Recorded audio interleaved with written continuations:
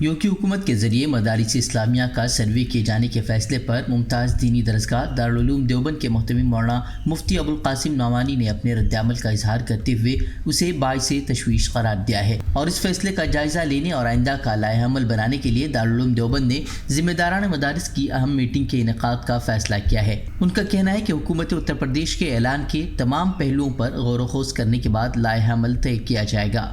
مفتی ابوالقاسم نعمانی نے کہا کہ اس نمائندہ اجلاس کے لیے 24 ستمبر کی تاریخ مقرر کی گئی ہے۔ ایک اندازے کے مطابق اس نمائندہ اجلاس میں اتر پردیش کے سینکڑوں مدارس کے ذمہ داران کی شرکت متوقع ہے۔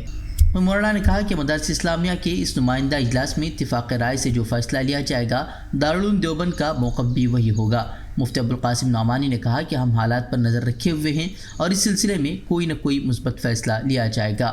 واضح ہو کہ اتر پردیش حکومت نے گزشتہ دنوں غیر منظور شدہ اور خود مختار مدارس اسلامیہ کا سروے کرانے کے اپنے عزم کا اظہار کیا ہے۔ اس کے بعد سے تمام ارباب مدارس اور ملت اسلامیہ کے ذمہ داران میں فکر و تشویش کی لہر ہے۔ دوسری طرف جمعیت علماء ہند کی جانب سے 6 ستمبر کو دہلی میں ایک اہم اجلاس کا انعقاد کیا جا رہا ہے، جس میں یو پی کے مدارس کے سروے سے متعلق تبادلہ خیال کیا جائے گا۔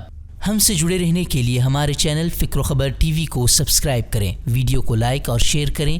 مزید خبروں کے لیے وزٹ کریں فکروخبر.com۔